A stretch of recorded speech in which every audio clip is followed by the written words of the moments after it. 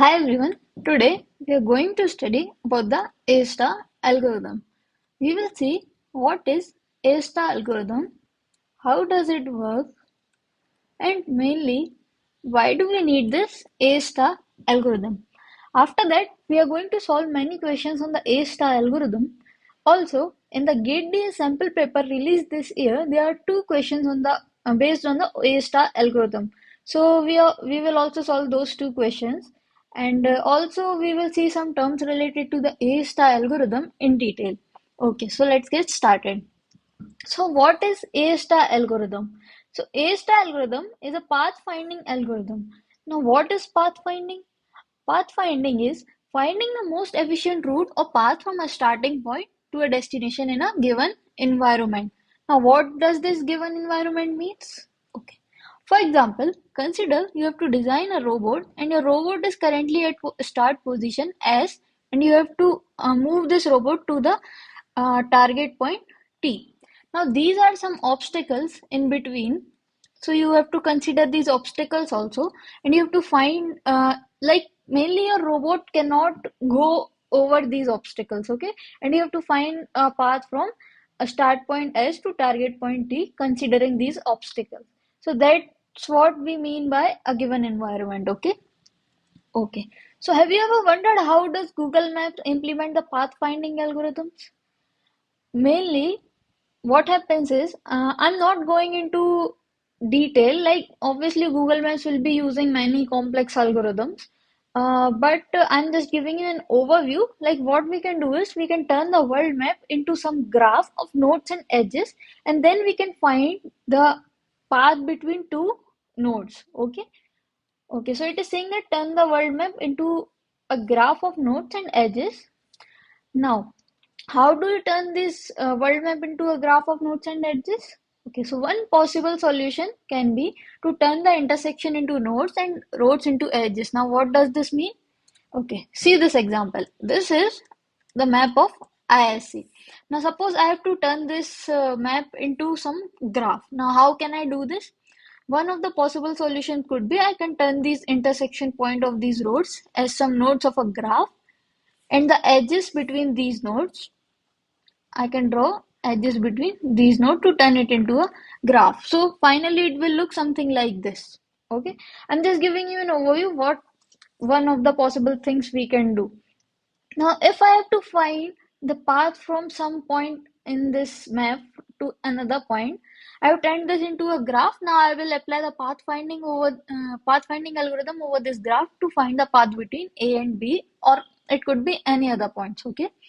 All right, so now let's come to the A-star algorithm.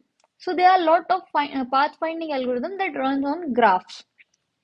You might have already heard about these algorithms, DFS, BFS, and Dijkstra algorithm. Okay, so why do we need another algorithm? Why do we need A-star algorithm when we already have Dijkstra algorithm that could give us the optimal path? Okay. So A star is one of the many such algorithms that takes an input, evaluates the number of possible paths, and returns a solution. That's exactly what BFS or Dijkstra could also do. Then why do we need A star? So we will see this in detail. We will go step by step, starting from the BFS. Then we will go to the Dijkstra, and then we will go to the A star algorithm. Okay. So you will be knowing that what's the need of this A star algorithm and how it is different from these algorithms. Okay. Okay, so first we will see depth first search, that is DFS. So what it says is keep searching along a path until we need to backtrack. Okay, so let us take some example. Let's say this is a graph having four nodes. S is the starting node and D is our destination node. Okay, we will start from S. We can traverse any of its children. Okay, so let's say we go to from S, we go to first A. Now from A we cannot go to any other node, so we will backtrack, and now we will go to B, and from B we can go to D. Is D your destination node? Yes. So DFS will return you S, B, D. Okay. I'm not going into the implementation of DFS, BFS, or Dijkstra. I'm just giving you an overview, like how it will work and where it fails. Okay. So it is saying that it is not guaranteed to give the shortest path. Okay, now consider this example. Just a minute. Again, S is your starting node and D is your destination node. Now suppose I am at S. I can go to A or either I can go to, this is D, okay? I can either go to A and I can go to D. I have two possible choices. Now let's say I choose D. From S, I'm going to D. Is D your destination node? Yes. So DFS will stop here and DFS will return you SD. Okay. Is SD the shortest path? Yes. Okay. Now let's assume from S, I choose A. I'm going from S, I'm going to A. Now from A, I can go to B. And from B, I can go to D. Is D my destination node? Yes. So DFS can also return S, A, B, D. Is this the shortest path? No, right? So in this case, DFS will fail here. Okay. So, okay, let's now see the BFS. So what BFS does is, let's take another example.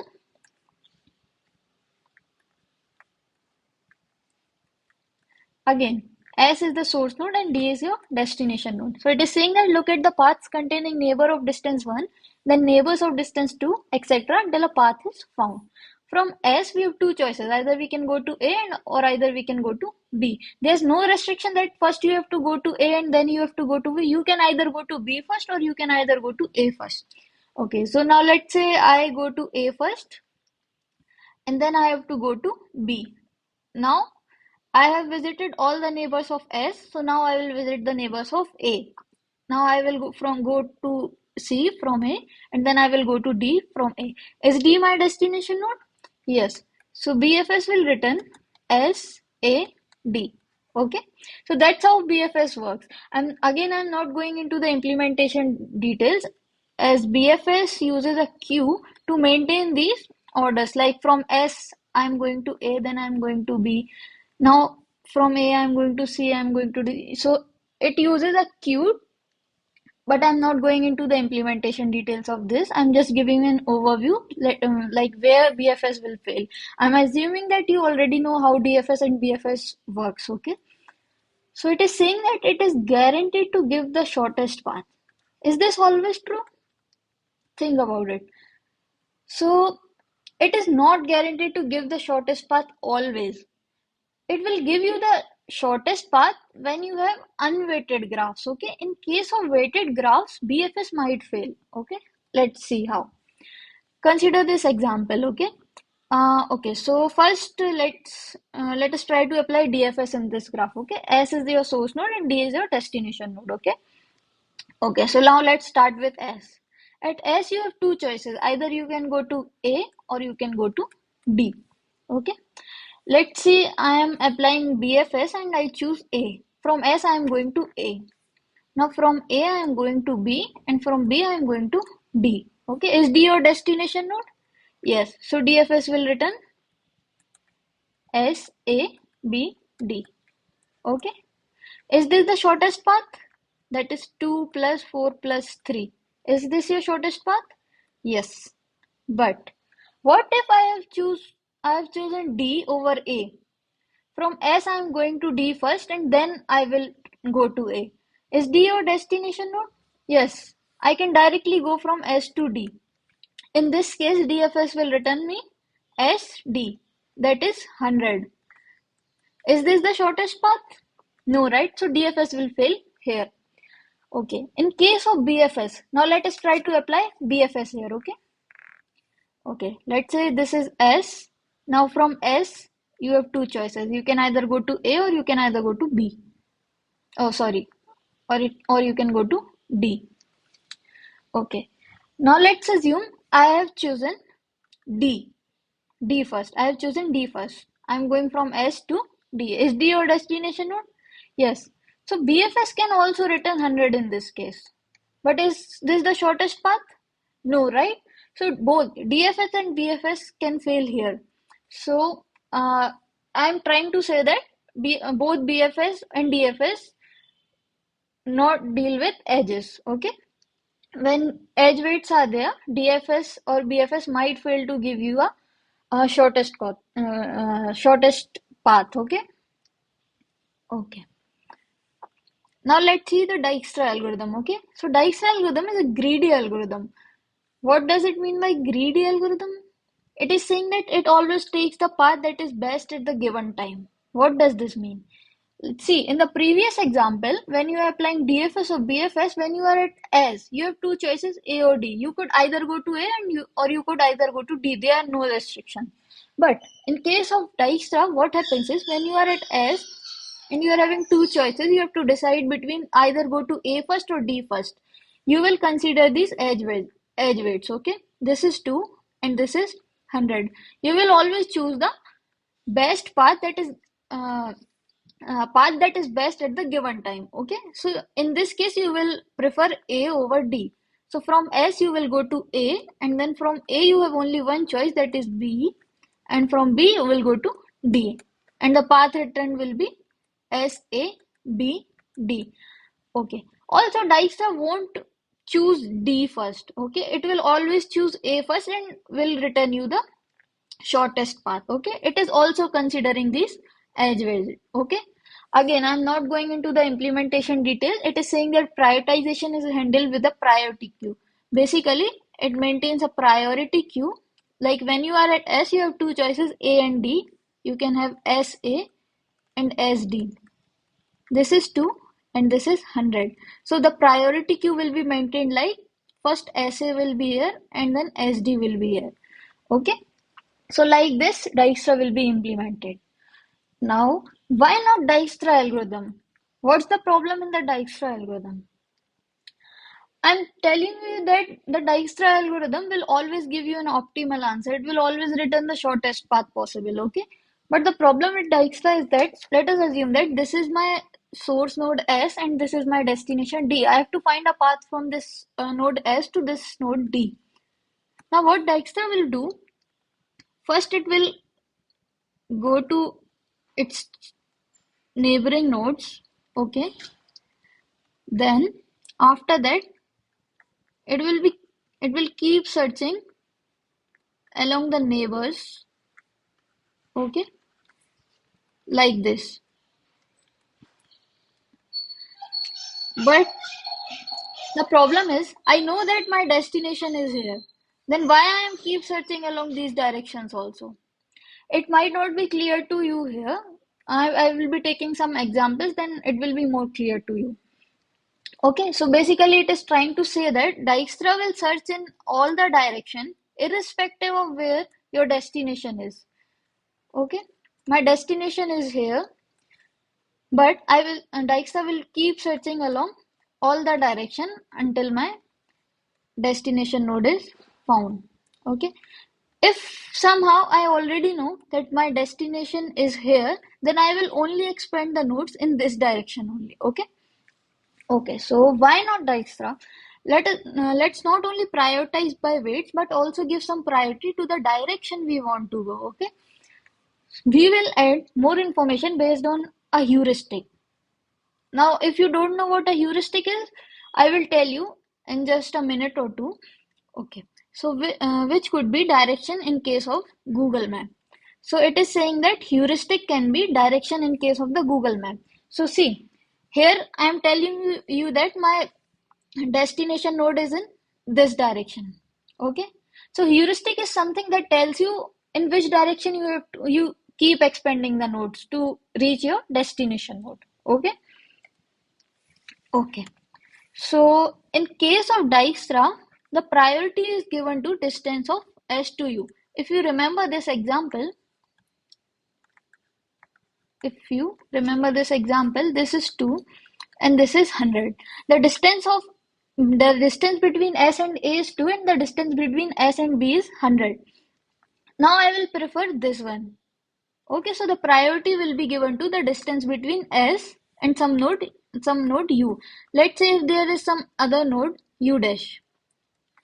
Okay, and the distance between S and U dash is, let's say, 2 and the distance between S and U is 100.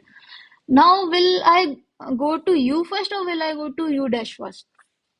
I will obviously prefer U dash first, right? So the priority is given to the distance between S and the neighboring node. Okay. Okay. So what must be my ideal priority? Okay, let's consider this example again. Somehow I'm telling you that this distance is 100, okay? And this distance is 2. Also, also I'm telling you that there is some path from U dash to T also whose cost is approximately cost is approximately let's say 300, okay? And I'm telling you that the distance from U to T is 100 only. Okay. Now tell me, if I already told you this 300 distance also, this 2 also, this 100 also, and this 100 also. So when you are at S, you know all these values. Okay. So now are you going to choose U dash or U? You know that from U I can reach to T like this 100 plus 100, and through U dash you can reach to T like this. So now I will be preferring this one, right? Uh, you can, you might think that how will you know this distance? Just assume that you know this distance. You know this future distance also. From the next node to the destination node, somehow you get to know this also. So you are going in the right direction, okay? Otherwise, what would have happened is from S, first you preferred to over this 100, then you go to U dash. From S you go to U dash. Then U dash you might follow some path, and at the later point of time you get to know the value will be very large. So again you come to S, and then you go to U again, and then you will reach T, right? So this process is time consuming. Like I'm saying that somehow if you know these values, then you would have chosen this path at first go, right? So that's what it is saying, that the ideal priority must be the distance between S and U and plus the distance between U and T, right? Okay. But in practical, is this possible that you know this distance also? No. If it is not possible that this distance is also available to you when you are at S. When you are at S, you only know this distance. You don't know this one. Okay. So what optimizations can happen here?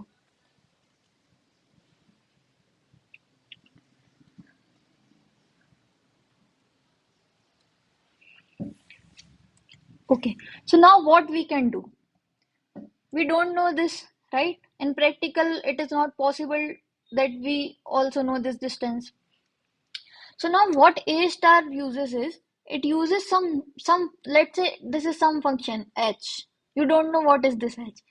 This is just an approximate distance between this U and T. I at this point of time I don't care how I am getting this approximate distance. Some algorithms we can use to approximate this distance. We will see later how we can do that. But at this point of time, now only assume that you can somehow have an approximation of this distance also. Okay. So that's what A star uses. Okay. It will consider this distance also, plus it will also consider this approximate distance between U and T. Now again consider, you have U dash here and this is T. Okay, let's say this is 2 and this is 1. Now Dijkstra will prefer this U dash only. But if I know that the approximate distance from U dash to T is 100 and the approximate distance of U to T is around 10 only. Okay, so at S I will calculate that 2 plus 10, that is 12. And if I have chosen U dash, then it will be 100 plus 1 approximately 101. So at S, I will go to U and not U dash. Okay, so that's what A star uses. Okay, so now we will study in detail like how it works. Okay, so it is similar to Dijkstra algorithm, but its approach is much more goal oriented. What does this goal oriented mean? See, I am approximating the distance from this node U to the goal. Also, I am approximating the distance from U dash to goal. Okay, so that's what goal oriented means here. Okay. So for the target node, it first computes an estimate of the shortest distance. And based on this estimate, it will achieve a fast computation. See, again, I am telling you that if we don't have these values, I might have gone to U dash first, and at later point of time when I get to know that this path is longer, then I again come to S, and then I will follow this right path. Okay, but if I know these approximations, then I can have gone to the right path in the first go. Okay. Okay. So the priority queue also includes the heuristic defined value for how much it has left to go. This is what how much it has left to go. It can come to here to from S to U at cost of 2, but from U to T, I can approximate this. Okay. Okay. So now what is an evaluation function? See, in case of Dijkstra, I know this distance 2 and I know this distance was 100. I'm saying this is g of n. Okay. What is g of n?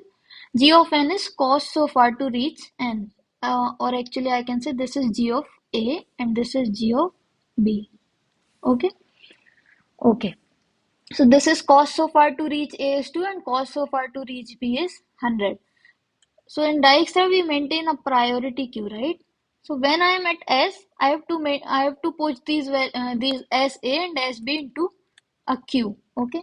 So the S A for S A G of A is 2 and for S B G of B is 100. So I will first push S A here because 2 is lesser than 100 and then I will push S B here. Okay. So in case of Dijkstra,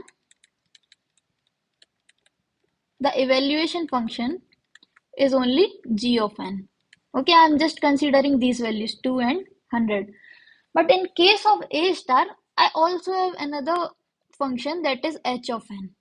What is h of n? It is the estimated cost from n to goal. If I say from A, let's see, from A, the estimated cost from A to my goal node is, let's say, okay, let's say it is 200. Okay, and my estimated cost from B to goal node is 2. Okay, now I know that if I go from S to B and then B to my goal node, then I will be reaching my destination at a lower cost. Okay, so in this case, in case of A star, my f of n should be g of n plus h of n. So in this case, my priority queue will be like, for S of A,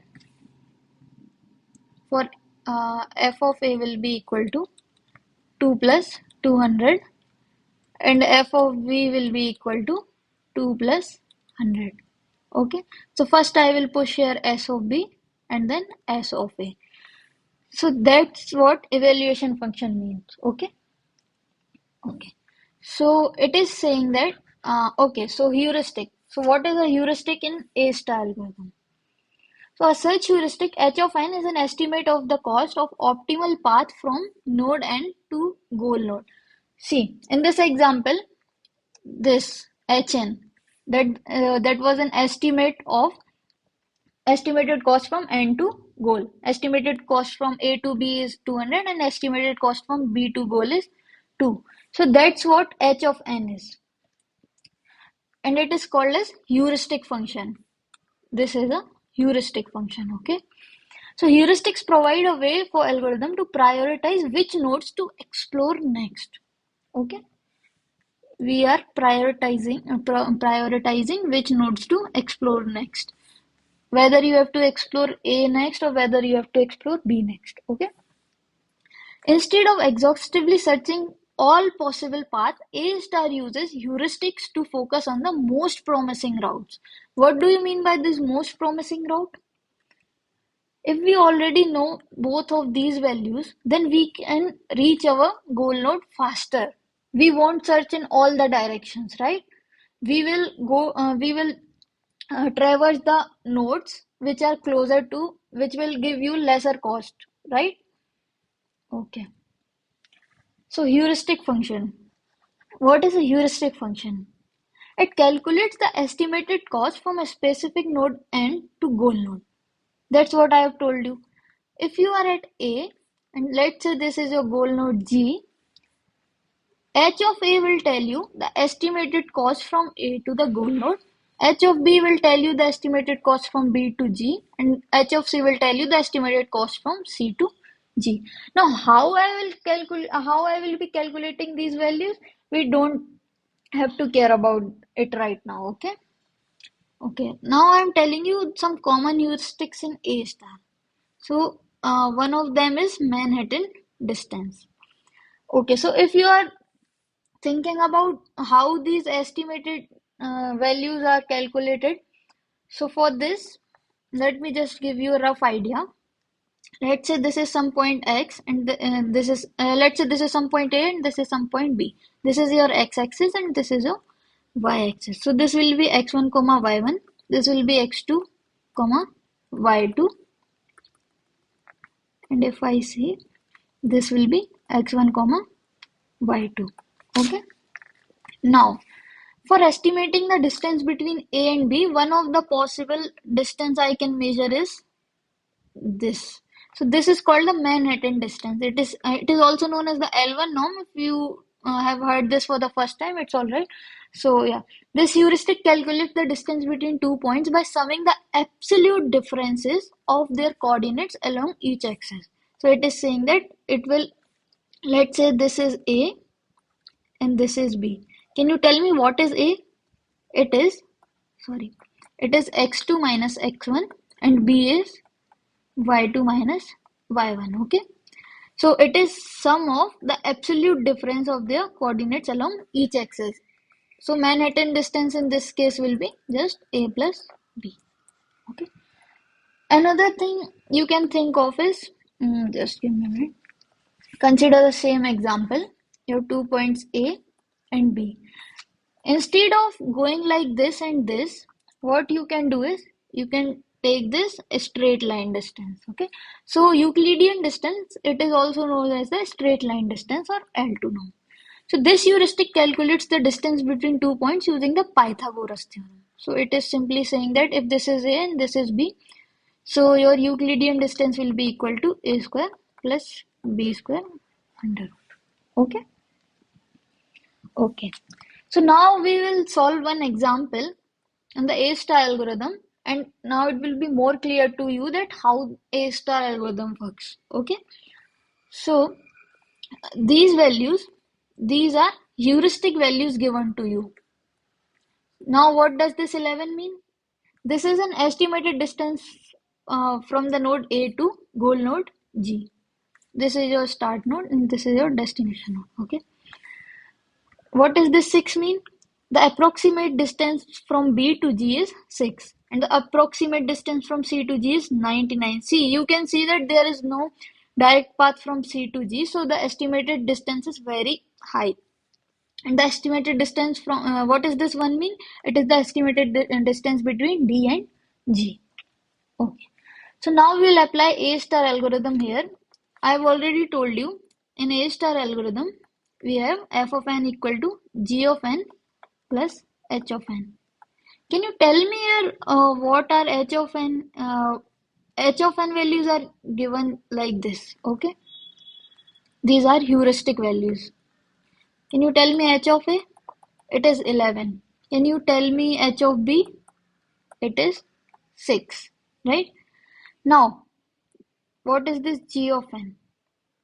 G of n is the actual cost from the start node to this node E.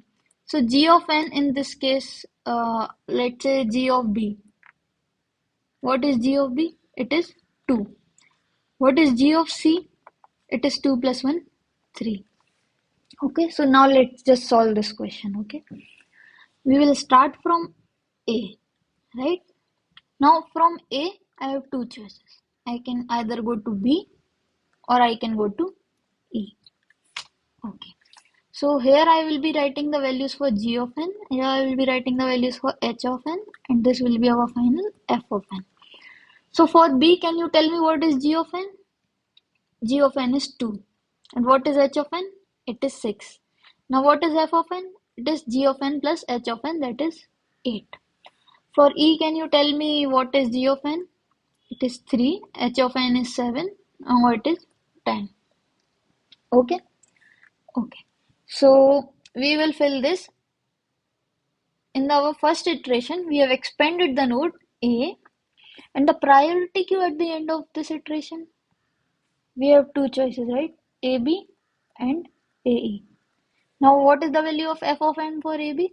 It is 8 and this is 10. So our Q will be, sorry. Okay, so our Q will be AB and then AE. Okay? Okay. So now, since 8 is lesser than 10 and AB is at the front of this Q, so now we will expand B. So from B we have two possible choices, C and G. Okay? Okay. So what is G of C? It is this 2 plus 1, 3, and H of C is 99. So this will be 102. For G, G of n will be 9 plus 2, that is 11, and H of n will be 0. So total comes out to be 0. Now tell me, is G your goal node? Yes, right? So should I return this path directly? No, I won't, because if we try to maintain a queue now, you have three choices: ABC, ABG, and AE.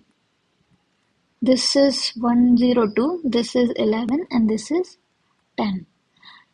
In case of AE, I haven't reached my goal node yet, but this 10 is still smaller than 11.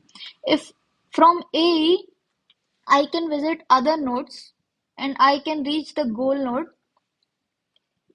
at the cost of 11 or less, I don't know at this point of time. So I won't stop here. I can again push these into my priority queue, ABC and AE. Okay, ABC and AE. Now my node expanded was B and this was iteration 2. Now I will expand this node E. From E I can go to D. For D, the value of G of n will be 6 plus 3, 9. And the value of H of n is given as 1. So this will be 10. Okay. Now from D, I can go to G. Okay, sorry. This is our iteration 3. And the node expanded was E. Now what will my priority queue will look like? We have two paths, A, B, C and A, E, D. This is 102 and this is 10. So I will push in the queue A, E, D and A, B, C. Okay. So now at the front of queue we are having A, E, D. So we will expand this path, okay? We will expand along this path. So after D, we can visit G. Okay. So for G, the value of G of n is 6 plus 3 plus 1, 10. The heuristic value is 10 and 10 plus 0 will be 0, right? Okay. So now what I have in my queue? A, E, D, G and A, B, C. This is 102 and this is 10. Okay, so is G my goal node?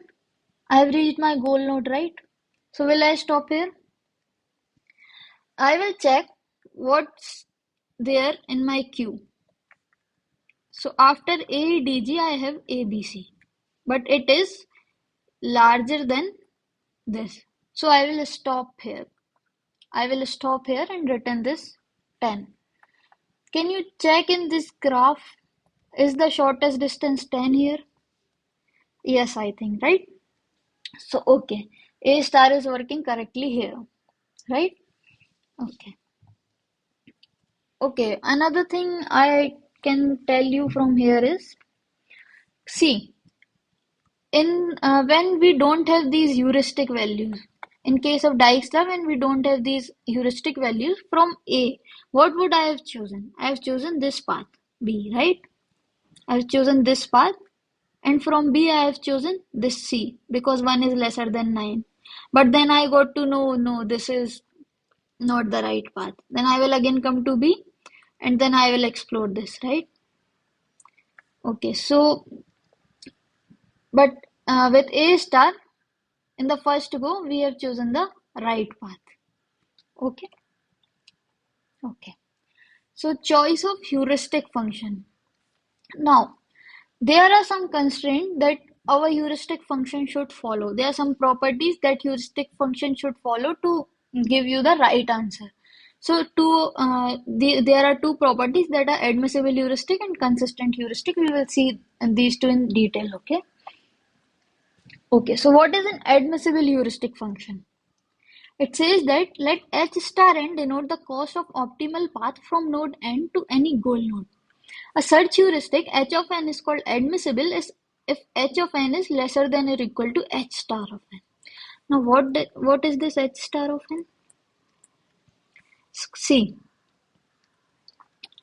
for some node A and B, somehow I know the shortest path between A and B as a cost of, let's say, 10. This is the actual cost or the shortest path from A to B, and it has the cost of 10. Practically, it is not possible to know. Now, you might be wondering how I got to know this actual value.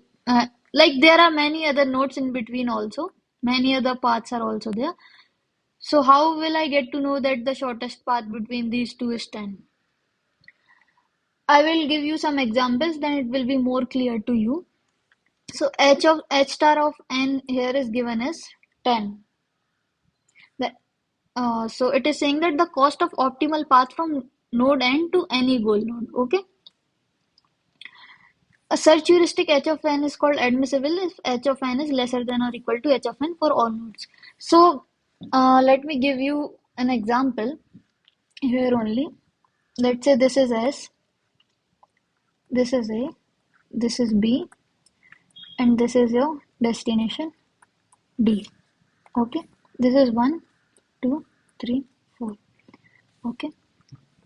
Can you tell me the h star of n for S? Will it be 2 plus 1, 3 or it will be 4 plus 3, 7? It is the actual cost. It is the true cost and also the shortest one from S to D. So h star of S here will be 2 plus 1, 3. Okay. So it is saying that whatever heuristic function you choose for all of these nodes, whatever heuristic you will choose, this must be lesser than or equal to the true cost. In the next example, it will be more clear to you.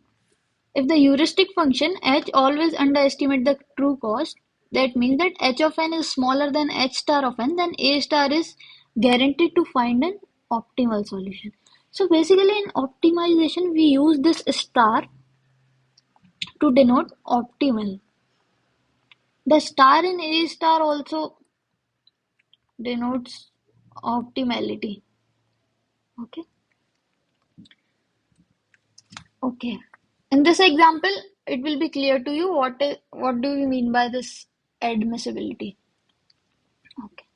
So, can you tell me the actual cost, that is h star of S, actual cost of the shortest path from S to the goal node G?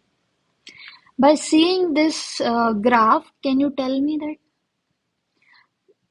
will it be 2 plus 1 plus 3 or 1 plus 1 plus 3?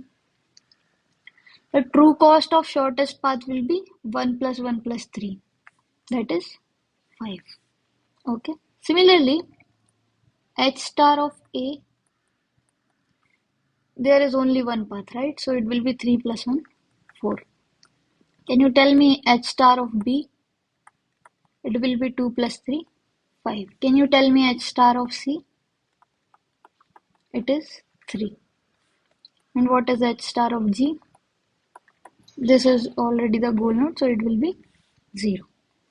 Now see, what this admissibility is saying that the heuristic value that we choose for every node must be lesser than or equal to this true cost. So we have this true cost now for all the nodes, right?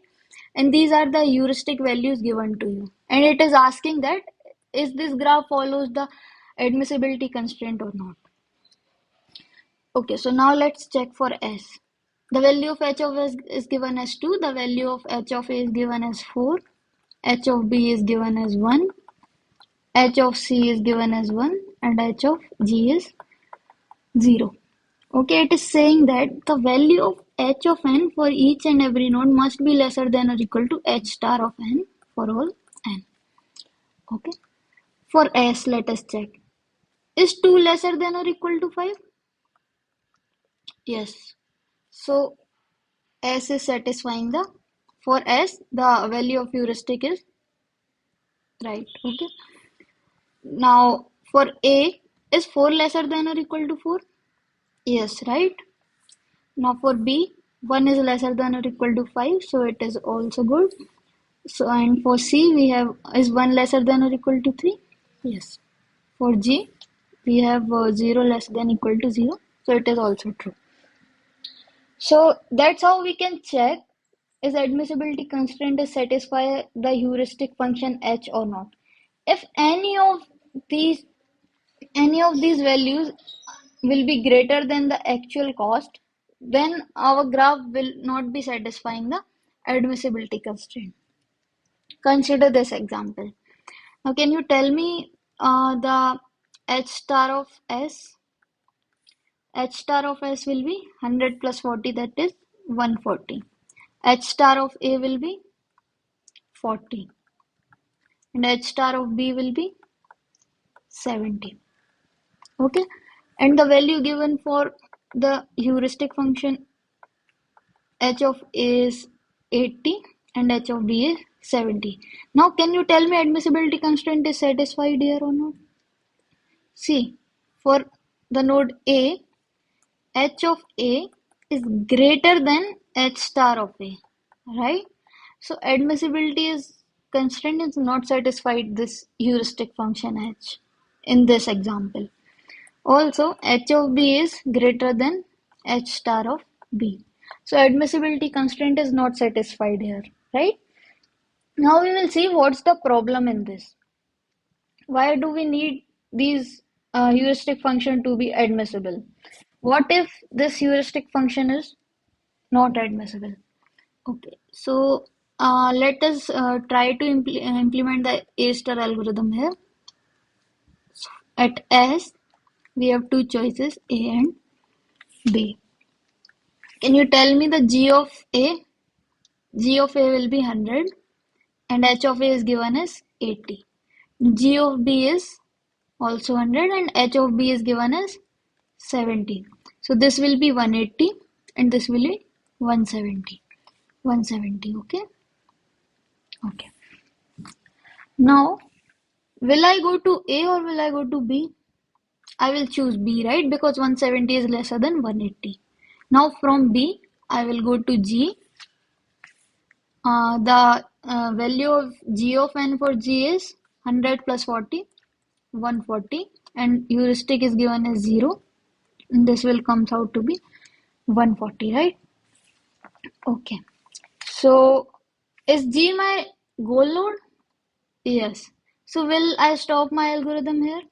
See, now I have two possible paths, SA and SBG. This is 140 and this is 180. Here I have already reached my goal node and this is giving me 140.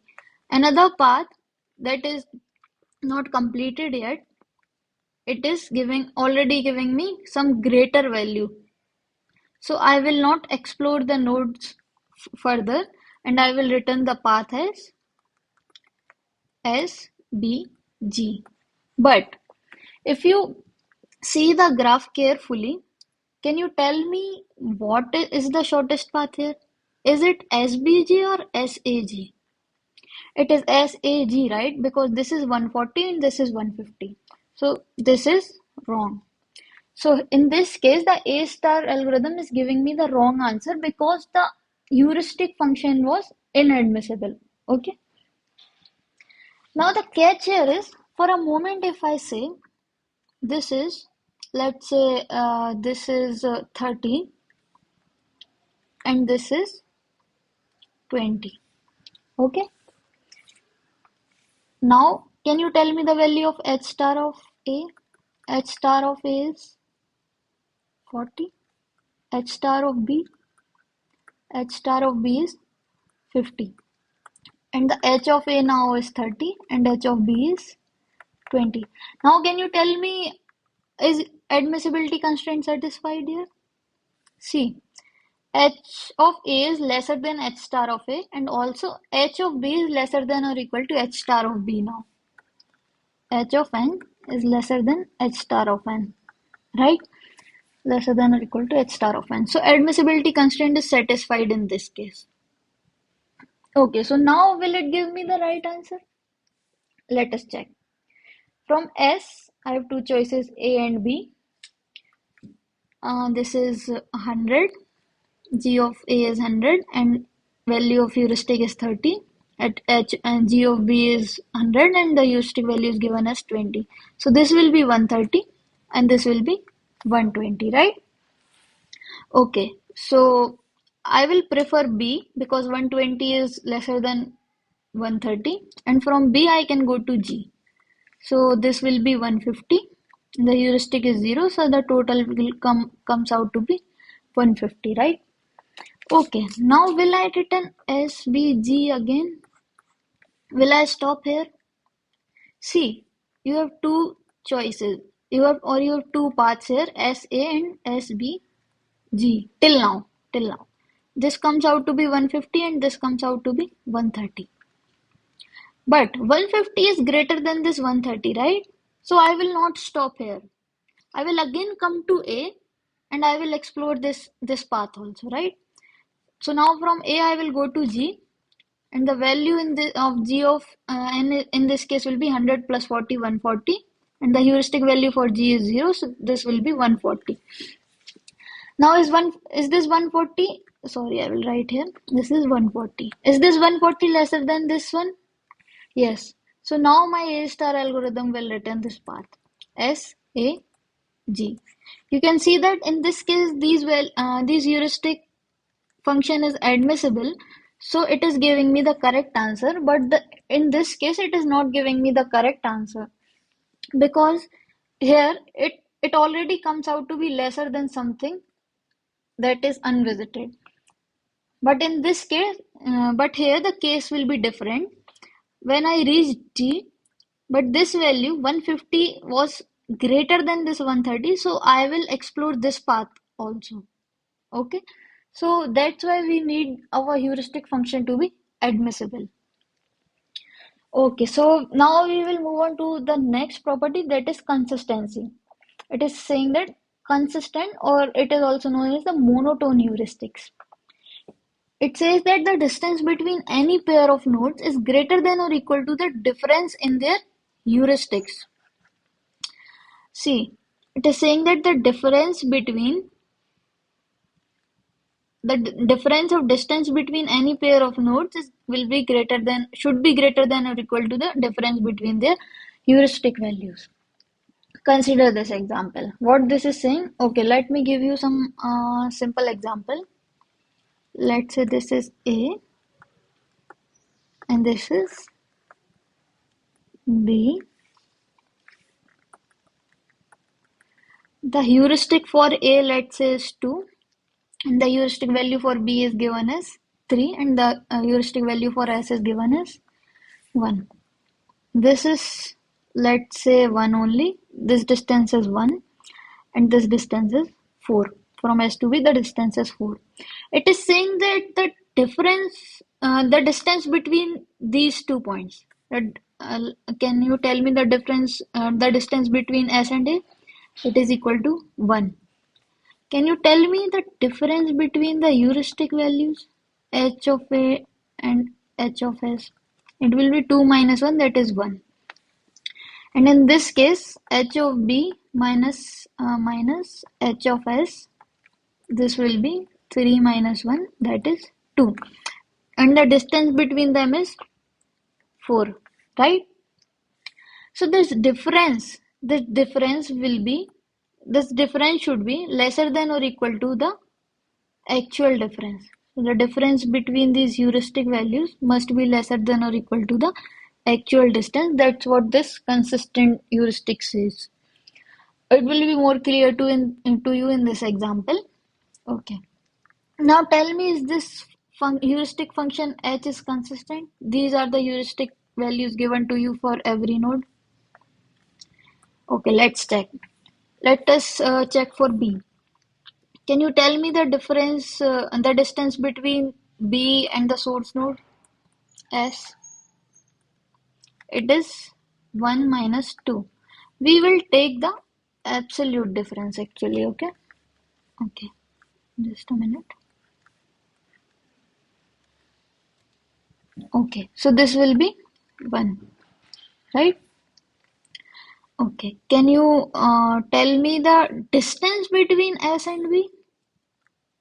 The distance is 1 only, right? This distance. Is 1 lesser than or equal to 1? Yes. So for B, we are good to go. Now let's check for A.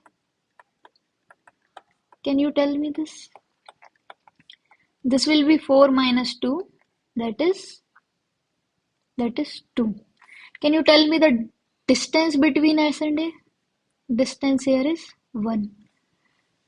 Is the difference between the heuristics lesser than or equal to the distance or greater than or equal to the distance? Here 2 is greater than or equal to 1. The difference between their heuristic is exceeding the actual distance between them. So here the consistency property is violated. The consistency property is violated by A. So no, the answer is no. The heuristic function is inconsistent here. Okay? Okay. So I will be giving you more examples on this consistency and admissibility in the questions.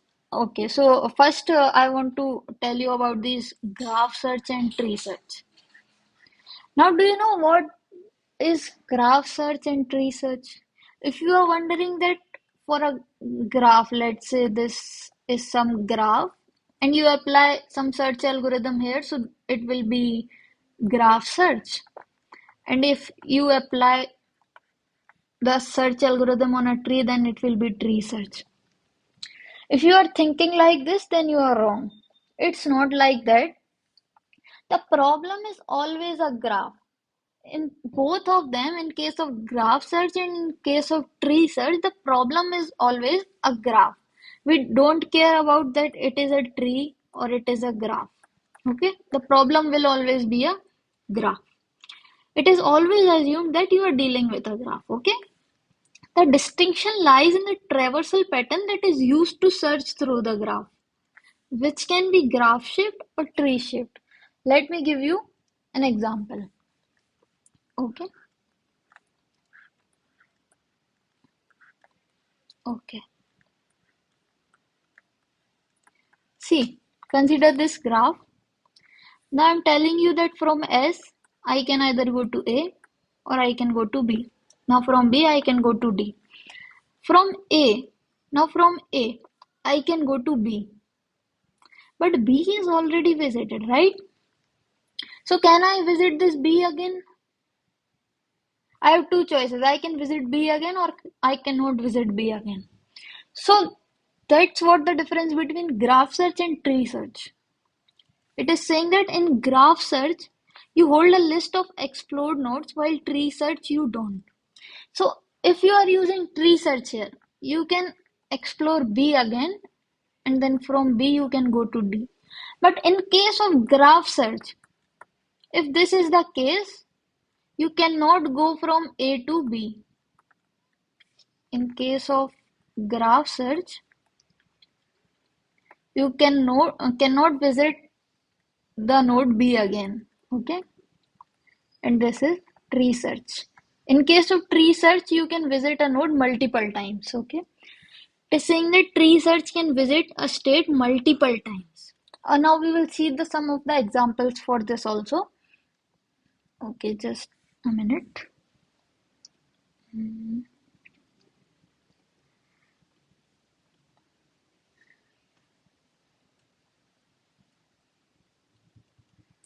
Yeah.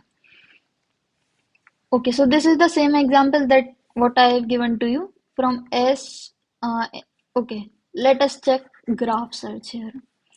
From S, I can go to A or I can go to B. This is 1 and this is 3, right? Now from A, can I go to B? Can I go to B? No. In case of graph search, you cannot visit a node multiple times. Now from B, you will go to G, and G is your goal node, and this will return me 3 plus 3, that is 6, which is not a correct answer. The shortest path will be this 1 plus 1 plus 3, 3, 4, and 5. So graph search is not giving me the right answer in this case, right? But if I use tree search here, from S, I can go to A, I can go to B. Now this is 1, this is 3. Now from A, I can go to B. In case of tree search, I can visit a node multiple times. So this will be 1, and from B I will go to G. This will be 3 plus 1 plus 1, that is 5, which is my correct answer. Okay. So now we will move on to some questions. Now read this carefully. I have given you some examples of admissible and inadmissible heuristics, right? So it is saying that if we use an inadmissible heuristic, what is an admissible heuristic? Admissible heuristic. It says that the value of h star of n must be, the value of, just a second. The value of h of n must be lesser than or equal to the h star of n for each node n. Okay. But in this case, if we used an inadmissible heuristic in A star tree search, see, here we are talking about tree search. It is asking you that would the search be complete? It is asking you for completeness. What does this mean? It is not asking you for an optimal solution. It is not asking that would the search be optimal or would the search will return you the least cost path. No, it is asking you that if there exists some path between the source node and destination node, will you be returning the some path? Will you be returning some path if some path exists? So this means that I don't need an optimal solution. If some solution exists, will the algorithm return me some path that exists? Okay, so think about this and tell me the answer. So the answer is yes. The tree search would visit all nodes eventually and would find a path to the goal state if there exists one. So I don't care if this heuristic is admissible or inadmissible. I need a path. I don't need an optimal path. So A star will return some path that exists. It may not be optimal. May not be optimal path. Okay. Okay. Now I am asking you the same question. We are using the inadmissible heuristic, and I am asking you would the search be complete? But in this case, I am asking you the same question for graph search. See, in graph search, we cannot visit a node multiple times. Will it return me some path? The answer is again yes.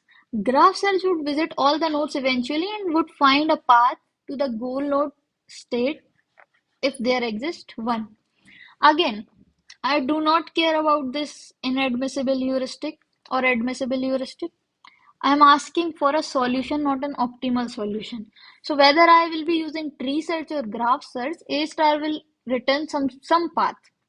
It may not be optimal, again, may not be optimal, but yes, A star will return some path. Okay.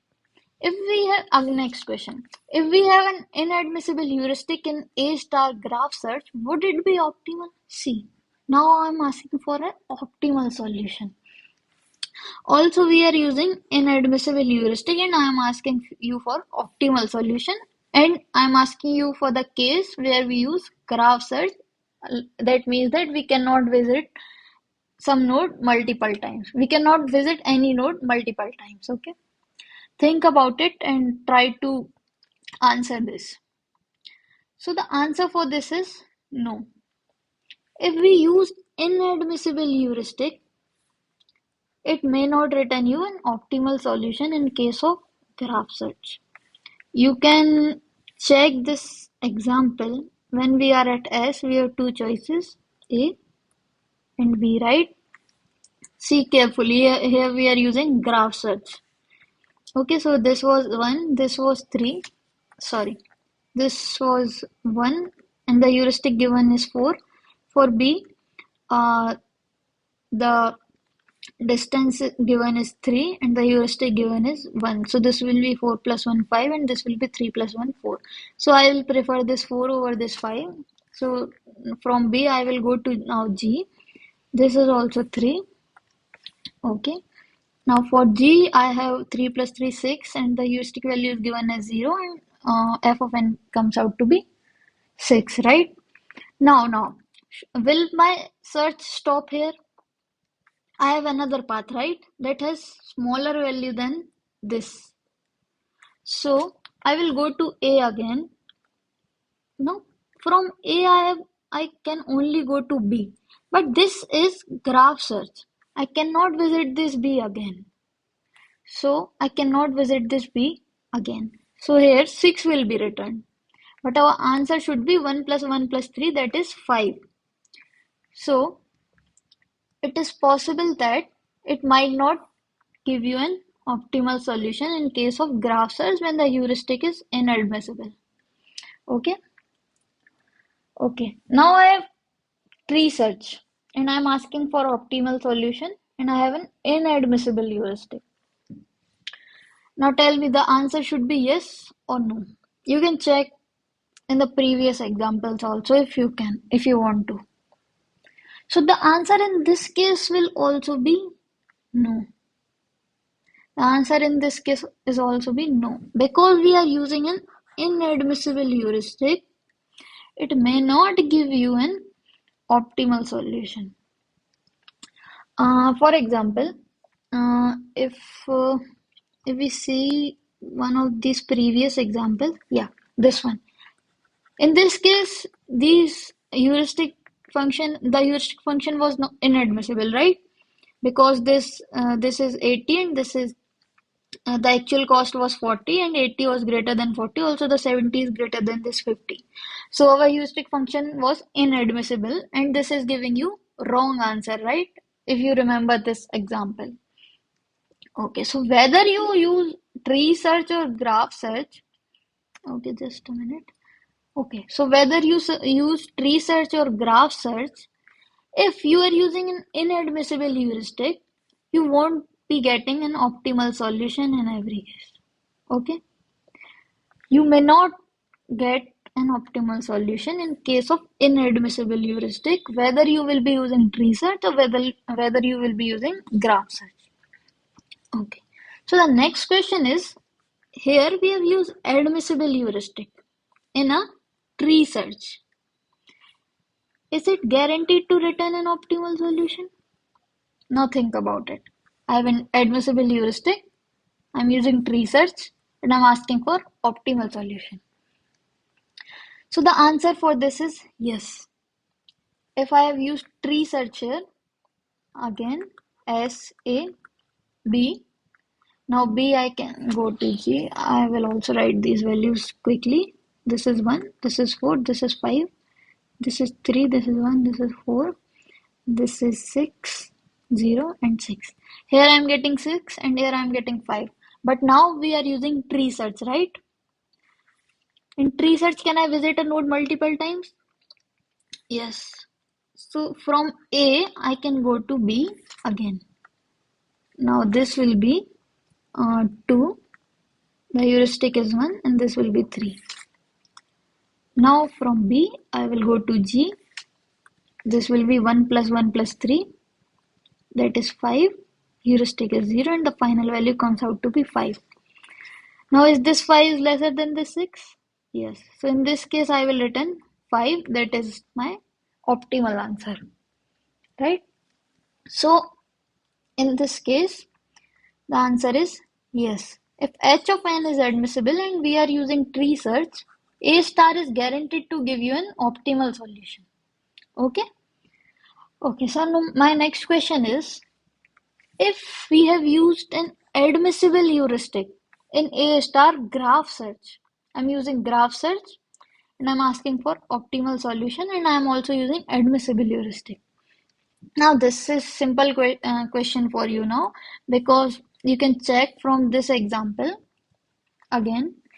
If I use graph search, I cannot visit this B again from A, so the answer comes out to be 6 in graph search. Okay, so the answer for this will be no. Admissible heuristic do not necessarily guarantee optimality for graph search. For tree search, it guarantees optimality, right? We have seen this question. A star using tree search is optimal if h of n is admissible. But for graph search, it may not return you an optimal solution. Okay.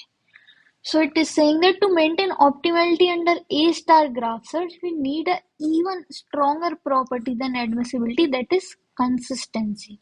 So that's why we need consistency also for graph search. For ensuring that A star will give you an optimal solution, you need consistency also in case of graph search. While in case of tree search, admissibility is okay. Okay, so the next question is, admissibility implies consistency. Tell me, if some graph is or some heuristic function h of n follows admissibility constraint, will this imply consistency also? I'm telling you that if h of n is admissible, then h of n is consistent also. Given that h of n is admissible, can I say it is consistent also? The answer is, just give me a second.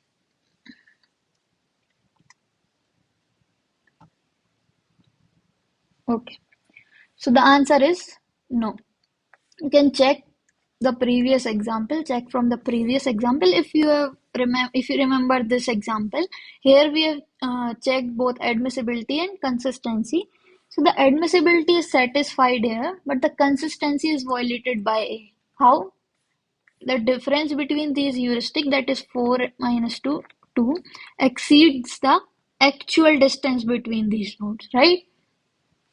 2 is greater than 1. So admissibility is satisfied here, but consistency is not satisfied here. So obviously admissibility does not imply consistency, right? Okay. Now another question. If my heuristic function is consistent, then can I say it is admissible also? Does consistency imply admissibility?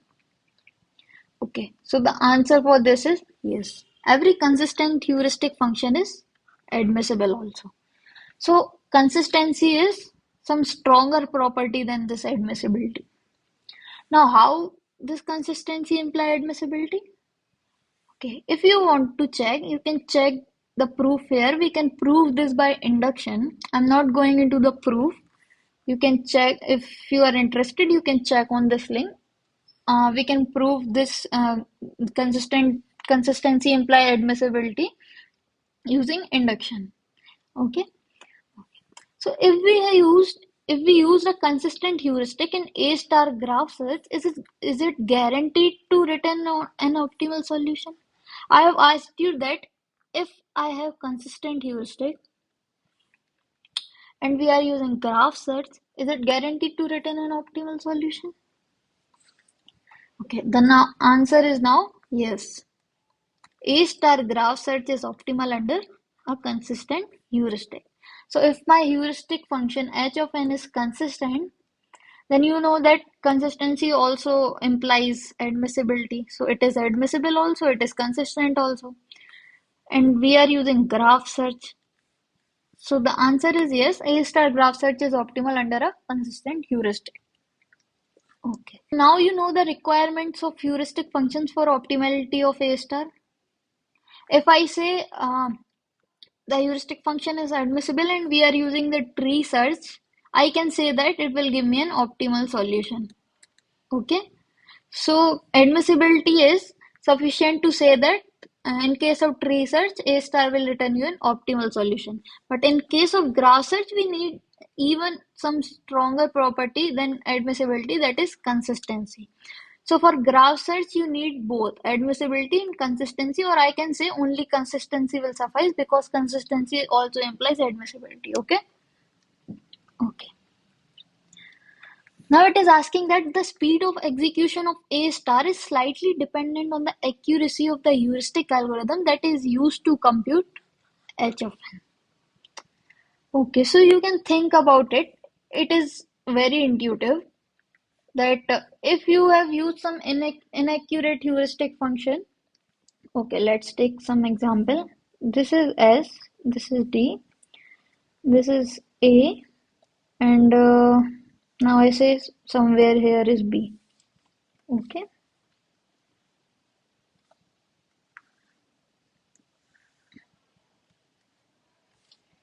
Okay. Now I will give some inaccurate values to this, the heuristic values for A and B. I'm saying that the heuristic value for A is, let's say, 1000. And I'm saying that the heuristic value for B is 2. When I can see that B is this path is much longer than this path. But if I'm giving inaccurate values, heuristic values to this A and B, okay, now let me give these distances also. Let's say these distances are same. So at S, we have two choices, A and B. This is 2, this is 1000. So this will be 1002. This is 2, this is 2, this will be 4. So 4 is obviously much smaller than this, so I will follow this path. Right? So in this case, my speed of execution will be very slow because first it will go to B and then it will go to some other path. Then I will get to know this is a much longer path. Then I will again come to S, then I will go to A, and then I will go to D. So yes, the answer here is true. The speed the speed of execution of A star is highly dependent on the accuracy of the heuristic algorithm that is used to compute h of n. Okay.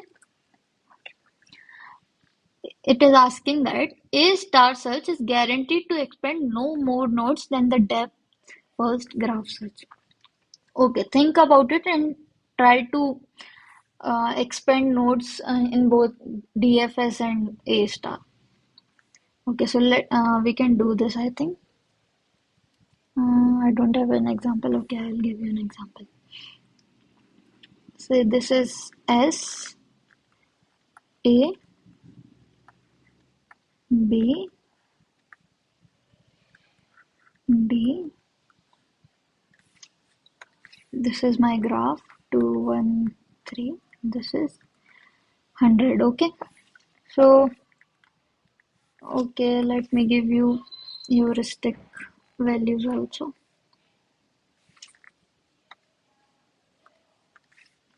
Okay.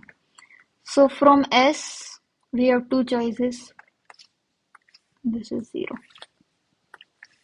This is my source node and this is my destination node.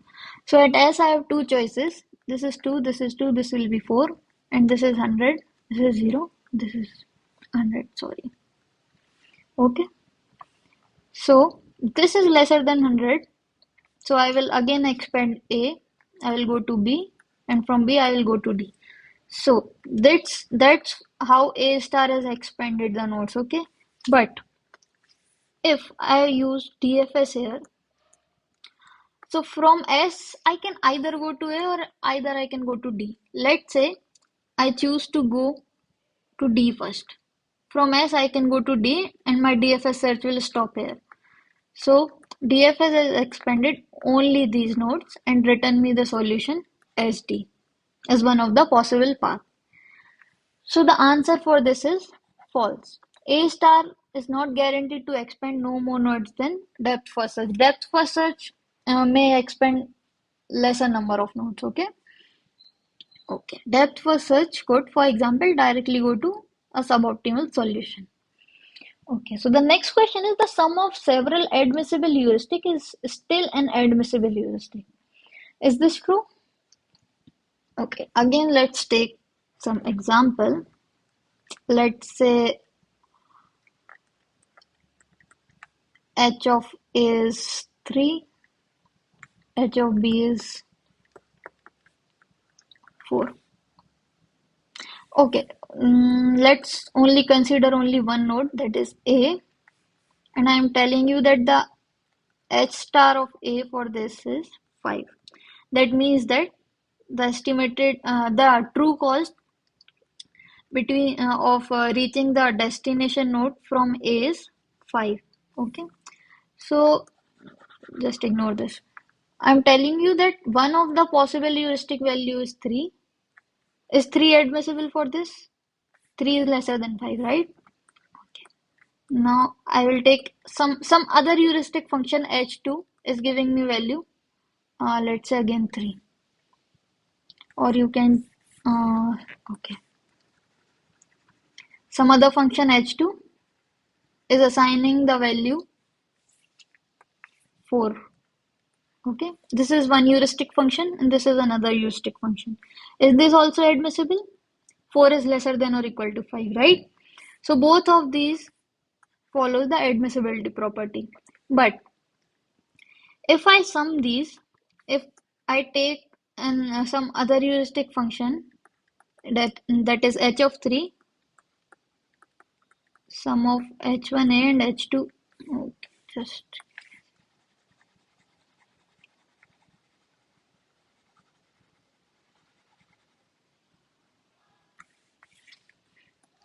sum of h1a plus h2a, that is equal to 3 plus 4, that comes out to be 7. Now, is this new heuristic function, that is sum of these two admissible heuristic function, giving you admissible value for A? Is 7 lesser than or equal to 5? No, right? So it might be the case when sum of several admissible heuristic may not be an admissible heuristic. Okay. So the answer for this is false. You can see this example also. What here it is saying that h1 for s is 7 and h2 for s is 8. Also h1 for u is 4 and h2 for u is 5. But the sum of, okay, can you tell me the h star for s here? H star of s will be 6 plus 4, 10. And h star for u is 6. Is 4 lesser than 6? Yes. So h1 is satisfying the admissibility constraint for u. Is 7 lesser than or equal to 10? Yes. So h1 is also satisfying the admissibility constraint for s. Similarly, h2 is also, since 8 is lesser than or equal to 10 and 5 is lesser than or equal to 6, these are also satisfying the admissibility constraint. H1 and H2 both are satisfying the admissibility constraint. But if I sum both of them, now 7 plus 8 will be 15 and 5 plus 4 will be 9. Now 15 is greater than 10 and also 9 is greater than this h star of. So the admissibility constraint is violated now. So the sum of two heuristic admissible functions might not be admissible. Okay. Okay. So the maximum of two admissible heuristic will result in an admissible heuristic. Think about it. I have given you two heuristic functions h1n and h2n. Both of these are admissible heuristic. And if I take maximum of these two heuristics, will it be still admissible? I am saying that some other heuristic function h of n will be equal to maximum of h1n, comma h2n. The answer in this case will be true because maximum of these two, let's say maximum is h of 2. You know that h of 2 n will be lesser than or equal to h star of n for all n, because given that h2 is also admissible and h1 is also admissible. So this is true. Let's say h1 is maximum of these two, but h1 of n is also lesser than or equal to h star of n for all n. So I don't care what is the maximum between these two. It will always be smaller than the h star of n, right?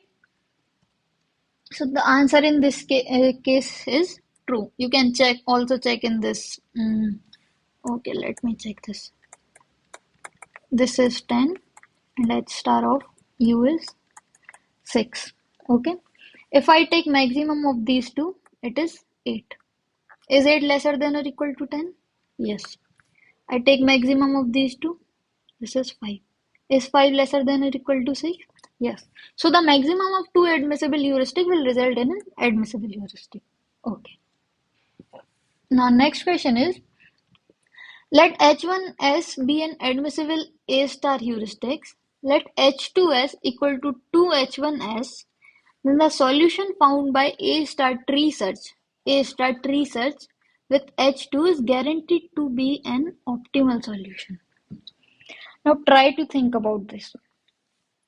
It is saying that H1 is some heuristic function that is admissible, okay, and some other heuristic H2s is taken as twice of H1 of S.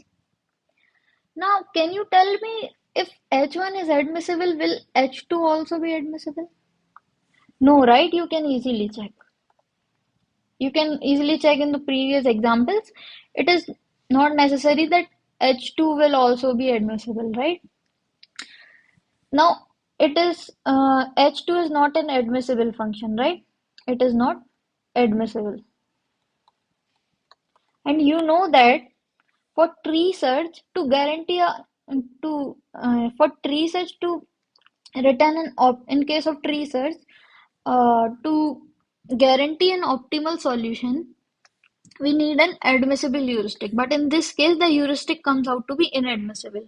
It may come out to be inadmissible, right? So it is not guaranteed to return an optimal solution. Okay, so this will be false. Okay. It is asking that what path would A star graph search using a consistent heuristic return for this search problem.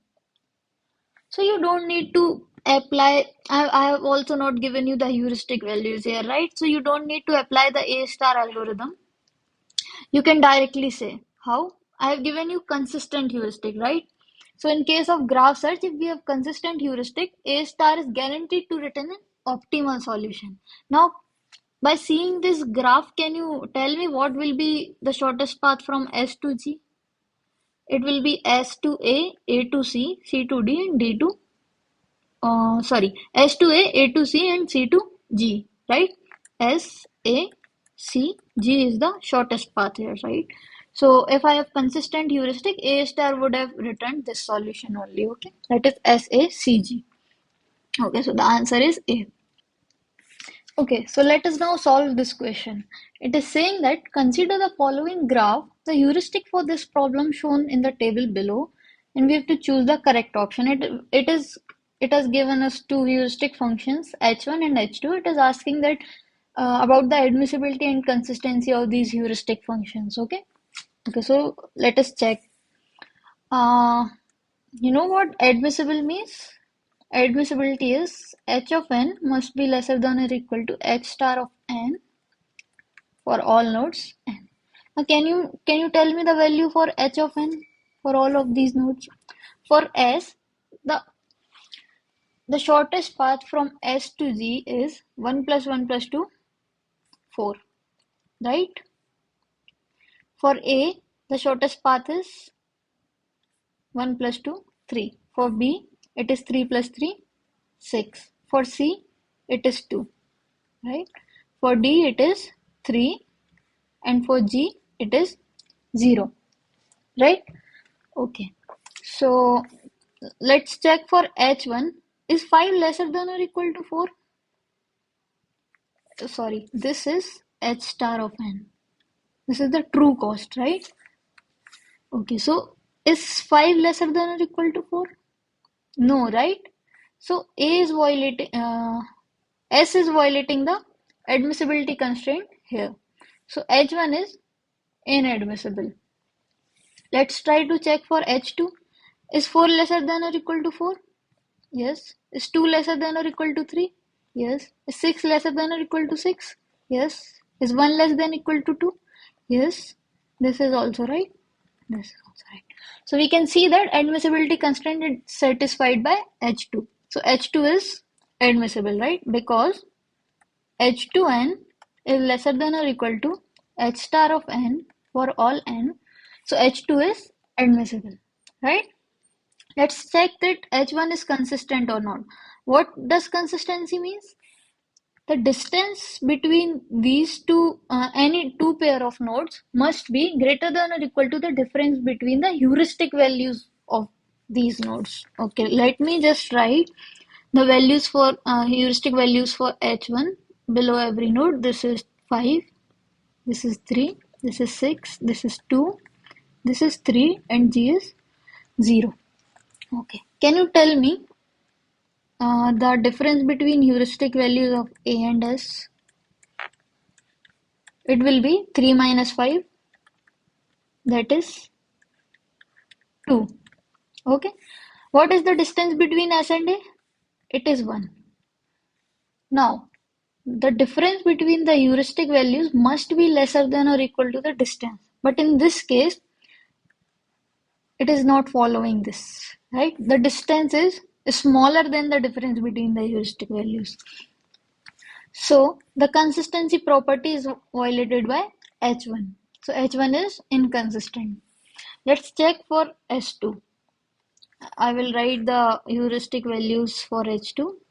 This is 4. For A it is 2, 6, 1, 3 and 0. Okay. Now, okay, sorry, this was H1. This was also H1.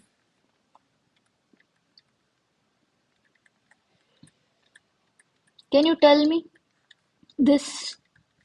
It will be 2 minus 4, that is 2. And the distance is 1. Is 2 less than equal to 1? No, right? No. Okay, so H2 is also violating the consistency property, so H1 is also inconsistent. So the answer for this question will be B. Okay, so the next question is, consider a graph search problem where for every action the cost is at least C with C greater than 0. Assume that the used heuristic are consistent. Okay, this now tell me which of the following will be true here. The first one is depth for search is guaranteed to return an optimal solution. Obviously, this is false, right? We have seen the cases where DFS is not working and not giving you an optimal answer, right? BFS search is guaranteed to return an optimal solution. There is weights associated with some edges, right? BFS might also fail in some cases. Now it is saying that A star graph search is guaranteed to expand no more nodes than depth first graph search. This question we have already seen previously, right? So this is also false. A star graph search is guaranteed to return an optimal solution. Is this true? See, here we are using graph search. The heuristic given is consistent. So yes, A star is guaranteed to return an optimal solution because consistency condition is sufficient to say that our A star graph search will give you an optimal solution. Okay, so the answer for this is D. Okay, you can read this if you want to. Okay, so the next question says is which of the following is a true? BFS explores equally in all directions. Is this true? See, in case of BFS, it will explore all the neighboring nodes. If this is some graph, first it will visit all of its neighbors, right? So it will explore equally in all directions. So this is true. Even if there are some more edges, let's say E, F, G, H, something like this, right? So first BFS will be exploring these nodes. After that, BFS will be exploring these nodes, right? And so on in all the directions. So this is true. Dijkstra's algorithm lets us prioritize which paths to explore. Is it the case? Yes, Dijkstra will follow the path which will give you least cost. Let's say between these three, or say let's say between these four, Dijkstra will prioritize this one first, then this one, then this one, and then this one. So yes, Dijkstra lets us prioritize which paths to explore based on the cost, right? Okay. It is saying that A star is modification of Dijkstra algorithm that can find paths to all the nodes. Is this the case? Just a second. I will erase all of them. Okay. Yeah, this was also true. Now, it is saying that A star can find path to all the nodes. See, what I have told you initially, if this is some source node S and this is my destination, how am I giving heuristic values to these? How am I giving heuristic values to these? Heuristic is approximation, approximated or estimated value of distance from this node to our target node. Do I have multiple target nodes or only one target node in here? Only one, right? So A star will not find path to all the nodes, right? It is just uh, it will just find path to some node for which we will approximate this heuristic, right? So no, this is false. Next, it is saying that A star is a modification of Dijkstra algorithm that is optimized for a single destination. So this is actually true. For a single destination, we are calculating the heuristic or we are estimating the distance between any node to that target node, right? So it is optimized for a single destination. So yes, D is true. So the answer will be A, B, and D. You can read this if you want to. It is saying that A star is modification of Dijkstra algorithm that is optimized for a single destination. Dijkstra algorithm can find path to all the locations, right? And A star find the path to one location. This is one of the difference between Dijkstra and A star. Okay? Okay. All right. Okay.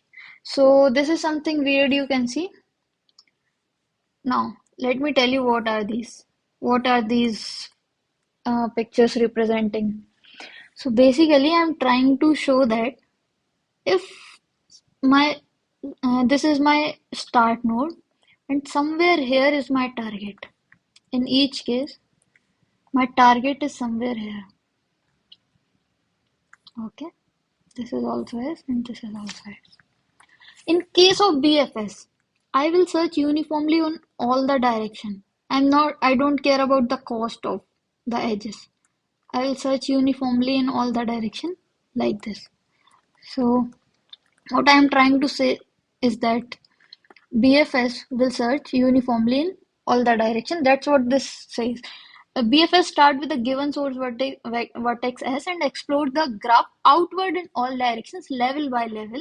First visiting all the vertices that are neighbors of S, then vertices that have distance 2 from S and distance 3 and so on.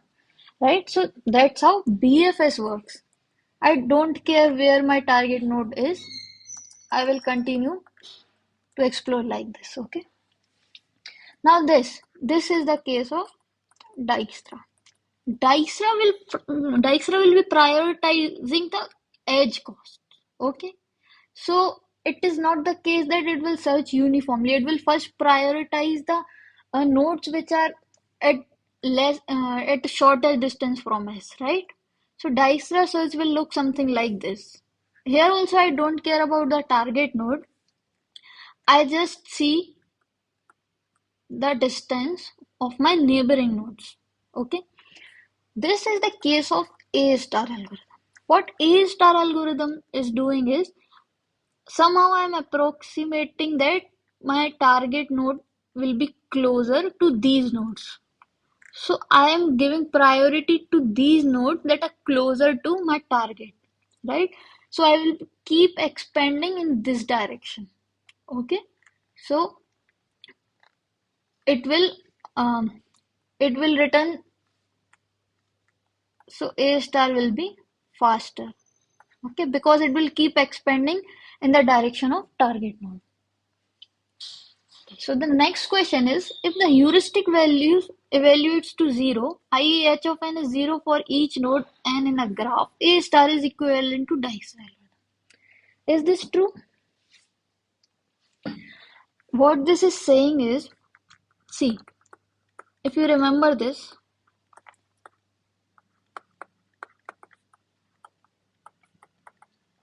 h of n is your heuristic and this is cost. Okay, this is Dijkstra, this is A star. Okay. If I'm saying that h of n equal to 0 for each node n in graph, I'm saying that this is 0 for every node, then my A star will be same as Dijkstra, right? Okay, so that's what this question is asking. You can also think of this intuitively, right? So this is actually true. If h of n is 0 for each node n in a graph, then A star will be equivalent to Dijkstra's algorithm. Okay. It is saying that Dijkstra is actually a special case of A star. Think of Dijkstra intuitively as A star with heuristic cost being always 0, right? Okay. Now the next question is, if h of n is lesser than or equal to h star of n for all nodes n, i.e. the heuristic value for all nodes,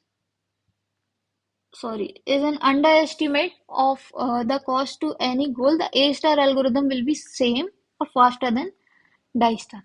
See, here it is saying that the value of h of n is 0 for each node. Here it is saying that the heuristic function h of n is admissible. Okay, because h of n is lesser than or equal to h star of n for all nodes. Okay, now it is asking that the A star algorithm will be same or faster than Dijkstra. Yes, we know that. Okay, okay. Let me give you some other information here. Assume that we are using tree search. Now you know that in case of tree search, admissible heuristic function guarantees an optimal solution, right? So, and we also know that A star runs faster than Dijkstra because it will prioritize the expansion of nodes in the direction of target node, right? So obviously it will be faster than Dijkstra algorithm. Also, it will return an optimal solution because the heuristic function we have chosen is admissible and we are using tree search here. Okay, so this will be true. If h of n is always lower than or equal to the cost of moving from n to goal, then A star is guaranteed to find the shortest path in case of tree search. This is important, okay? Now tell me, if I use graph search here, then what would have happened? Now this admissibility property won't guarantee an optimal solution in case of graph search. So we cannot say that it will be same or faster than Dijkstra. A star algorithm might not have written an optimal solution, okay? Alright. So the next question is, if h of n is exactly equal to the cost of moving from n to goal, then A star will only follow the best path and never expand anything else. What it is saying that your f of n is g of n plus h of n. I am saying that I know the actual values of these. I'm not estimated anything. This h of n is exactly equal to the cost. This is not an estimate, this is the actual cost. I know these two values. Then obviously I will always expand in the right direction, right? So yeah, that's what it is asking. A star will only follow the best path and never expand anything else. So this is true. It will only follow the best path and find the best path fastest. But it requires perfect knowledge. Is this practically possible?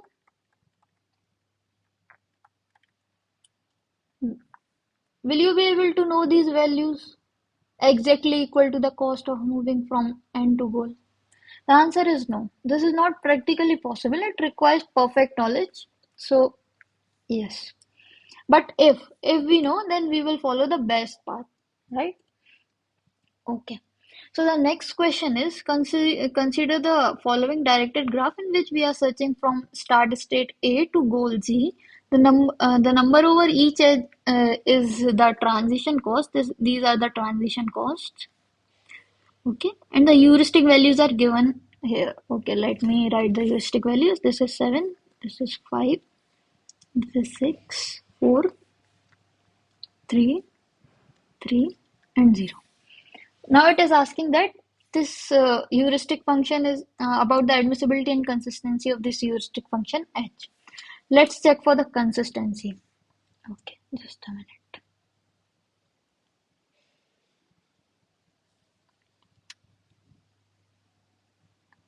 Let's check for the consistency of this function. Let me take another slide. Okay.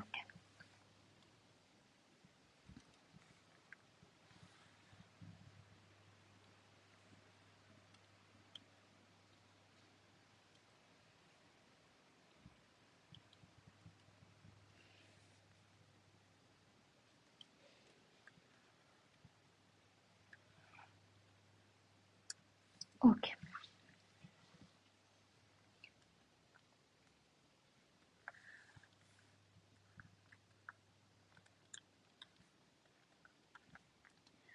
Okay, now for A, B, C.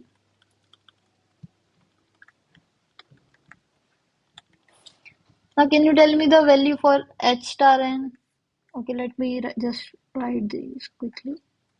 6, 4, 3, 3, and 0. These are the heuristic values given. Now can you tell me the value for H star of n? I mean H star of A. This will be 3 plus 1, 4, 4, 4, 4, 5, 9. Right?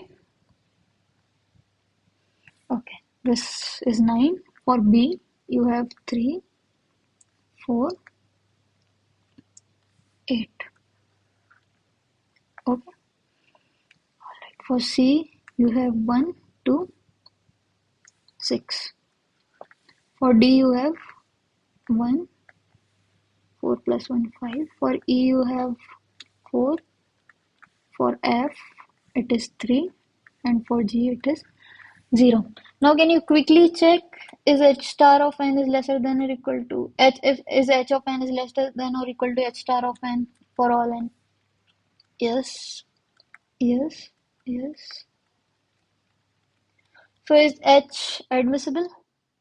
Yes, H is admissible. Now let us check for consistency. Okay. Okay, let's check between A and B.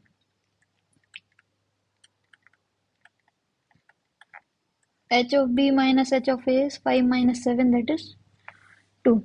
Distance is also 2. So the distance is the distance is greater than or equal to 2, right? So this is okay. Now let's check for C. What is this? 6 and 7. The difference is 1. Is the difference between the heuristics lesser than or equal to the actual distance?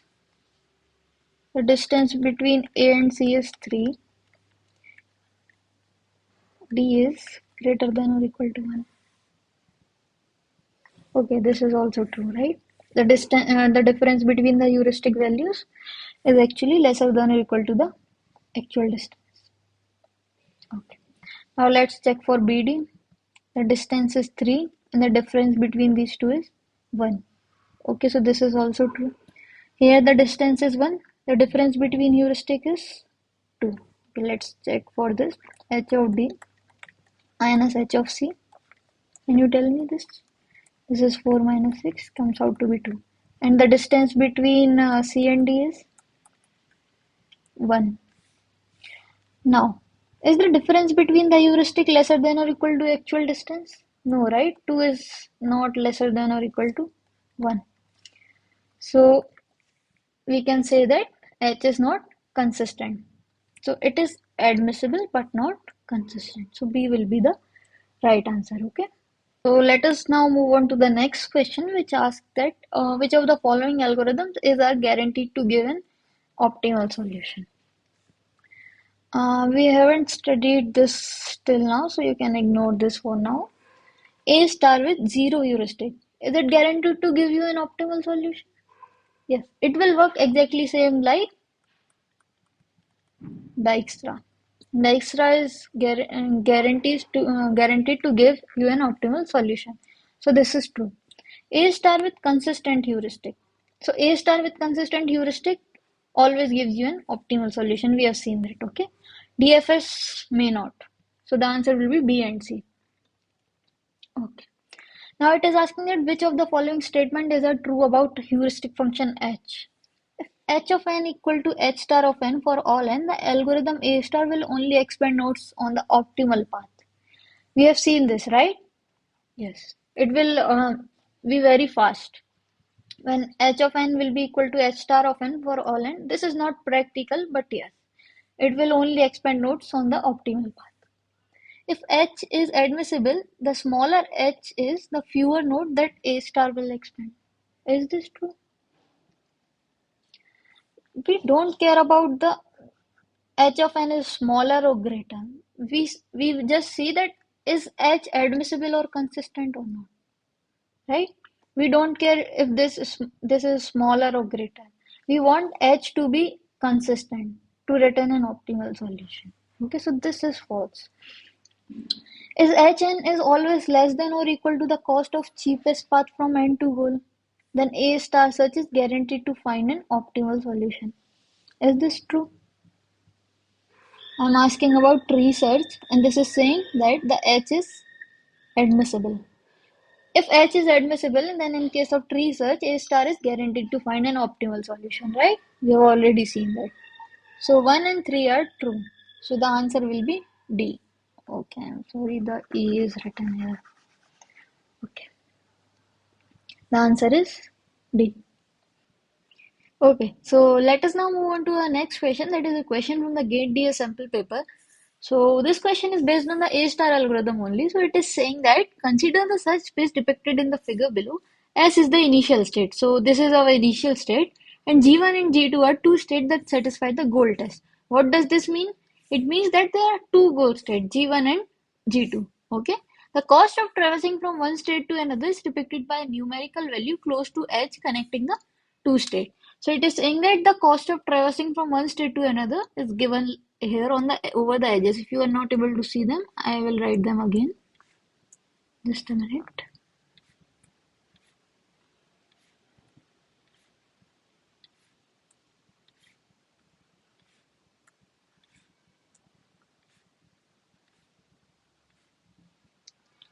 Okay.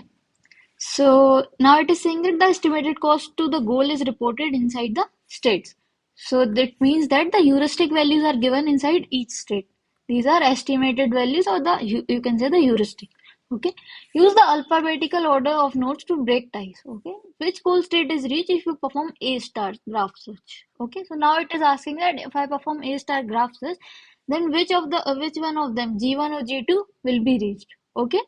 So, okay, let's perform the A star algorithm over this graph and find out which goal state we will reach. Okay. Okay, so now let's start with S. From S we can go to A, from S we can go to B, or we can go to F. So we can go to A, we can go to B, or we can go to F. Alright. If we can go to A, can you tell me the G value? It is 3, right? The heuristic is given as 10, so this will be 13. Now for B, G value is 8, heuristic is 4, and this will be 12. And similarly for F, the G is 6, H heuristic is 5, so this will be 11. Now can you tell me which one among those I will traverse now? I will go with this F, right? Because 11 is lesser than 12 and 13, okay? So now from F I can go to S, but S is already there, okay? So now I can go to D or I can go to H. Okay, so let's say I can go to D, I can go to H, and the G value for D will be 6 plus 4, that is 10. Heuristic is 3, so this will be 13. And similarly for H, this will be 10. Heuristic is 6, and this will be 16. Okay. Now can you tell me the smallest value among this 13, 12, 13, and 16? We will now expand B, right? Okay, so now from B, we can go to D or we can go to G1. We can go to G1 or we can go to, but D is already visited, right? And if you see here, it is a graph search, right? So we cannot visit a node multiple times. Okay, so we cannot go to D from here, okay? Now can you tell me the G value for G1? It will be 8 plus 10, 18. Heuristic is given as 0 and our total will be 18. Okay. So now I have reached some goal state G1, right?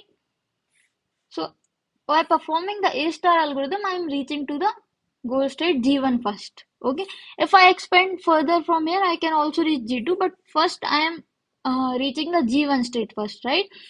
Also, here this value is 18, but we still have some smaller values like 13. Sorry, this is already visited, right? So this is 13, this is 13, and this is 16, which is still lesser than 18. So now I can expand these further to find out what is the shortest path to G, right? But now in the question it is asking that which goal state is reached if you perform A star. So we have reached the goal state G1. So we have reached G1 state. Now it is asking that what is the largest value that the heuristic function can take for node A while still being admissible.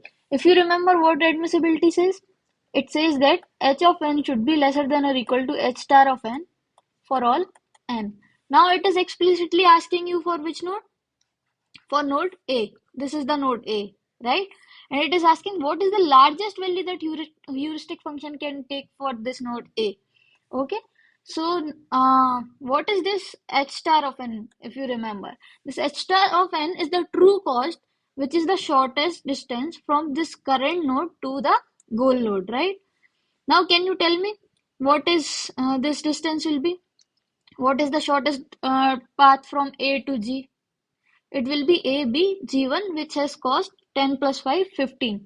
So, h star of A will be equal to 15. Now for h of A to be admissible, this h of A must be lesser than or equal to 15, right? Now it is asking what is the largest value that heuristic function can take for node A? It will be 15, right?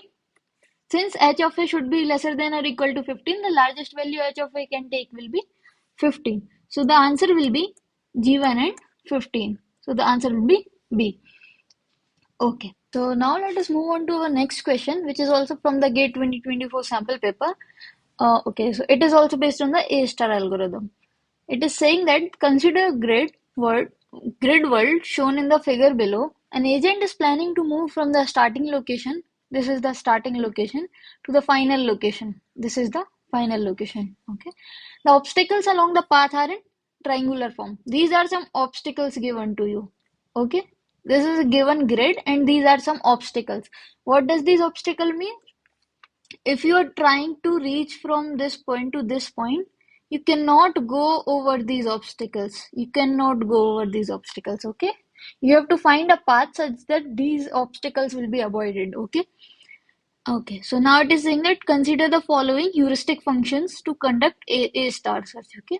So four heuristic functions are given to you and it is asking that which of the following heuristics are admissible, okay? So this is kind of very intuitive question and it is like an aptitude question, okay? You just have to know what is the definition of this admissible heuristic, okay? So if you remember, what is a heuristic function? It says that h of n must be lesser than or equal to h star of n for all nodes n, right? So what is the meaning of this? It says that your heuristic function should be such that heuristic function should be such that it will be an underestimate of the actual cost. What does this mean? If actual cost from some node A to the final node F, the true cost, let's suppose, is T. So this true cost is what h star of n is. So whatever heuristic value you provide to A must be lesser than or equal to the actual cost. So that's what admissible heuristic is. So you have to tell in between these four heuristics which of them are admissible heuristic. So we will see one by one. Let us see this HC. HC says that HC assumes the obstacles are smaller circles circumscribing the triangles. What does this mean? These are smallest circles circumscribing these triangles. Okay. Before that, you can see these circles. Can you tell me the what any possible shortest path? One possible shortest path could be go straight like this. Sorry. Go straight like this. Then you find this triangle, but you cannot go over this. So I will just take this path.